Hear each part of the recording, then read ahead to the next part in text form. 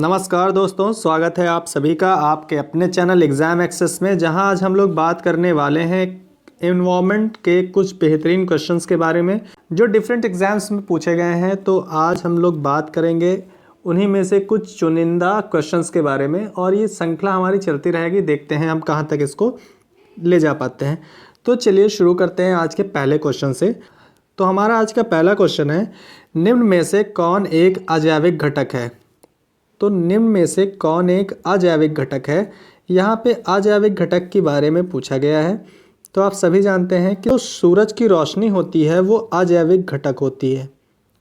बाकी के जो ऑप्शंस हैं, शाकाहारी जीव ये जैविक घटक है, मांसाहारी जीव ये भी जैविक घटक हैं और सर्वाहारी जीव ये भी जैविक घटक है। अगले क्वेश्चन पे बढ़ते हैं। तो अगला क्वेश्चन हमारे पास है, निम्न में से कौन सा एक शाकाहारी की श्रेणी के अंतर्गत आता है? तो हमारे पास ऑप्शंस हैं बाघ, चींटी, मनुष्य और खरगोश। तो हम सभी जानते हैं कि बाघ तो मांसाहारी होता है और मनुष्य जो है वो सर्वाहारी होता है, तो ये दोनों तो पहले ही कट गए। फिर खरगोश और चींटी में देखते हैं तो जो खरगोश होता है वही होता है शाकाहारी, लेकिन जो चींटी होती है इसको हम सर्वाहारी की श्रेणी में रख सकते हैं, क्योंकि ये जो है चीनी वगैरह, आप लोग देखते हैं कि चीनी वगैरह ये भी खाती है और सांप वगैरह जब मर जाते हैं, मच्छर मर जाता है, उसको उठा के ले जाते हैं, लोग खाते हैं। तो ये जो हमारी चींटी हो जाती है सर्वाहारी में आ जाती है।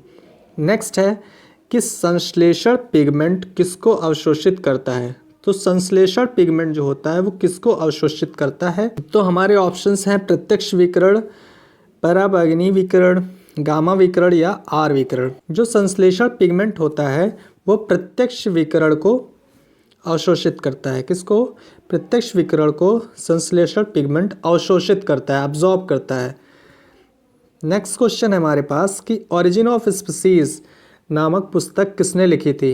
तो ओरिजिन ऑफ स्पीसीज के जो लेखक हैं वो चार्ल्स डार्विन है। ये हम लोग काफ़ी 9-10 से ही पढ़ते आ रहे हैं कि चार्ल्स डार्विन की जो फेमस बुक है वो ओरिजिन ऑफ स्पीसीज है। नेक्स्ट क्वेश्चन पे चलते हैं। तो नेक्स्ट क्वेश्चन है हमारे पास कि निम्नलिखित में से कौन भारत में पर्यावरण आंदोलन से संबंधित नहीं है? तो पर्यावरण आंदोलन से संबंधित नहीं है यहाँ पे पूछा गया है। तो यहाँ पे सुंदरलाल बहुगुणा को आप सभी जानते हैं कि सुंदरलाल बहुगुणा जो है वो चिपको मूवमेंट से संबंधित है, चिपको आंदोलन से। सुंदरलाल बहुगुणा जो है वो चिपको आंदोलन से संबंधित है। एम.एस. स्वामीनाथन की बात करें तो एम.एस. स्वामीनाथन भारत में हरित क्रांति के जनक के रूप में जाने जाते हैं। तो हरित क्रांति से संबंधित हो गए एम.एस. स्वामीनाथन। फिर सलीम अली को क्या बोलते हैं? तो Salim Ali bird man of India के नाम से जाने जाते हैं। कौन? बर्ड मैन ऑफ इंडिया के नाम से ये सलीम अली जाने जाते हैं। और वर्गीस कुरियन, इतने समय आप लोग देख रहे होंगे कि काफ़ी ज़्यादा इनका एडवर्टीज़मेंट आ रहा है टेलीविज़न पर। वर्गीस कुरियन जो है वो ऑपरेशन फ्लड से संबंधित है। कौन से? ऑपरेशन फ्लड से संबंधित है वर्गीस कुरियन। ऑपरेशन फ्लड 1973 में स्टार्ट हुआ था। ऑपरेशन फ्लड श्वेत क्रांति से संबंधित है, दुग्ध क्रांति से संबंधित है। कौन? वर्गीस कुरियन। इस क्वेश्चन का जो राइट आंसर होगा वो वर्गीस कुरियन होगा। अगले क्वेश्चन पे चलते हैं। तो सूर्य से निकलने वाली ऊर्जा पृथ्वी पर किस रूप में पहुंचती है? तो सूर्य से जो ऊर्जा निकलती है वो पृथ्वी पर विकिरण के रूप में पहुंचती है। किसमें?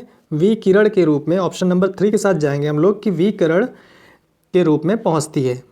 नेक्स्ट क्वेश्चन पे चलते हैं। तो नेक्स्ट क्वेश्चन है हमारे पास कि भारत ने पहली राष्ट्रीय वन नीति कब जारी की? तो भारत ने जो पहली वन राष्ट्रीय नीति जारी की गई थी वो 1952 में जारी की थी। अगला क्वेश्चन हमारे पास है कि पर्यावरण संरक्षण अधिनियम 1986 में कुल कितनी धाराएं हैं? तो पर्यावरण संरक्षण अधिनियम, एक तो पहला क्वेश्चन तो यही हो गया कि पर्यावरण संरक्षण अधिनियम कब आया था? तो 1986 में आया था। अब इसने पूछा है कि कितनी धाराएं हैं। तो पर्यावरण संरक्षण अधिनियम में कितनी धाराएं हैं? तो 26 धाराएं हैं पर्यावरण संरक्षण अधिनियम में।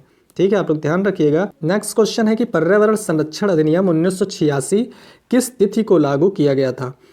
तो पर्यावरण संरक्षण अधिनियम 1986 जो लागू किया गया था वो 19 नवंबर को लागू किया गया था। अब 19 नवंबर से थोड़ा सा आप देख लीजिए कि 19 नवंबर अभी हाल ही में एक पेपर में पूछा गया था कि टॉयलेट डे कब होता है, शौचालय दिवस कब मनाया जाता है? तो 19 नवंबर को मनाया जाता है। इसी दिन पुरुष दिवस भी होता है। कौन सा? पुरुष दिवस या मेंस डे होता है इसी दिन। तो इस दोनों को आप लोग याद रखिएगा। नेक्स्ट क्वेश्चन पे बात करते हैं। तो नेक्स्ट क्वेश्चन है हमारे पास कि केंद्रीय प्रदूषण नियंत्रण बोर्ड का मुख्यालय कहाँ पर स्थित है। तो केंद्रीय प्रदूषण नियंत्रण बोर्ड का जो मुख्यालय है वो नई दिल्ली में स्थित है। कहाँ? नई दिल्ली में केंद्रीय प्रदूषण नियंत्रण बोर्ड का जो मुख्यालय है वो नई दिल्ली में स्थित है। आगे चलते हैं। आगे क्वेश्चन है हमारे पास कि पर्यावरण संरक्षण से संबद्ध नहीं है। तो कौन सा एक है यहाँ पे जो पर्यावरण संरक्षण से संबंधित नहीं है? तो green peas, UNEP, red cross और WWF। तो क्वेश्चन को देखते समय तो सभी को समझ में आ रहा है कि ग्रीन पीस जो है वो पर्यावरण संबंधित है, यूएनईपी ये भी है, तो रेड क्रॉस जो है वो पर्यावरण संरक्षण से संबंधित नहीं है। ग्रीन पीस का मुख्यालय की बात करें तो ग्रीन पीस का जो हेडक्वार्टर है वह एम्स्टर्डम नीदरलैंड में है। कहाँ पे है? एम्स्टर्डम नीदरलैंड में इसका मुख्यालय है, हेडक्वार्टर। यूएनईपी की बात करें तो यूएनईपी का फुल फॉर्म होता है United Nation Environment Programme. United Nation Environment Programme जो है इसको चलाया गया था 1961 में। ठीक है, 1961 में इसको चलाया गया था और इसका जो हेडक्वार्टर है वो नैरोबी केनिया में है। कहाँ? नैरोबी केनिया में इसका हेडक्वार्टर है। नेक्स्ट रेड क्रॉस की बात करें तो रेड क्रॉस की जो इस्टेब्लिशमेंट हुआ था 1863 में हुआ था, 1863 में हुआ था और इसका जो मुख्यालय है वो जिनेवा स्विट्ज़रलैंड में है। ठीक है, जिनेवा स्विट्ज़रलैंड में इसका मुख्यालय है। WWF की बात करें तो जो WWF है इसका मुख्यालय है ग्लैंड स्विट्ज़रलैंड में। कहाँ पे? ग्लैंड स्विट्ज़रलैंड में इसका मुख्यालय है। ठीक है, ग्लैंड स्विट्ज़रलैंड में WWF का मुख्यालय है जिसकी फुल फॉर्म होती है world wide fund for nature. आगे बात करते हैं अगले क्वेश्चन की। तो जून 1972 में विश्व पर्यावरण सम्मेलन का आयोजन कहाँ हुआ था? तो जून 1972 में विश्व पर्यावरण सम्मेलन का आयोजन जो हुआ था वो स्टॉकहोम में हुआ था। कहाँ? स्टॉकहोम में हुआ था और 5 जून को हुआ था। ठीक है, 5 जून को स्टॉकहोम में हुआ था 1972 में। अगले क्वेश्चन पे चलते हैं हम लोग कि स्टॉकहोम में आयोजित प्रथम विश्व पर्यावरण सम्मेलन में कितने देशों के राष्ट्राध्यक्ष सम्मिलित हुए थे? काफ़ी अच्छा क्वेश्चन है कि कितने देशों के राष्ट्राध्यक्ष इसमें सम्मिलित हुए थे। तो कभी कभी ये क्वेश्चन में पूछ लेता है कि स्टॉकहोम सम्मेलन में कितने राष्ट्राध्यक्ष सम्मिलित हुए थे। तो 109 राष्ट्राध्यक्ष जो आए थे विभिन्न देशों से। अगले बात करते हैं अगले क्वेश्चन पर।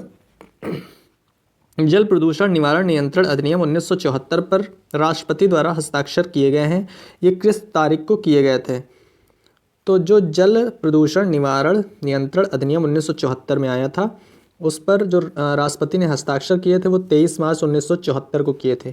23 मार्च 1974। नेक्स्ट क्वेश्चन पे चलते हैं कि वायु प्रदूषण नियंत्रण और नियम अधिनियम 1981 के तहत सद्भावना से संरक्षण का प्रावधान किया गया है। किस धारा में इसका प्रावधान किया गया है हमसे ये पूछ रहा है। तो धारा 42 जो है वो वायु प्रदूषण एवं नियंत्रण और नियम अधिनियम 1981 के तहत सद्भावना से संरक्षण का प्रावधान धारा 42 में किया गया है।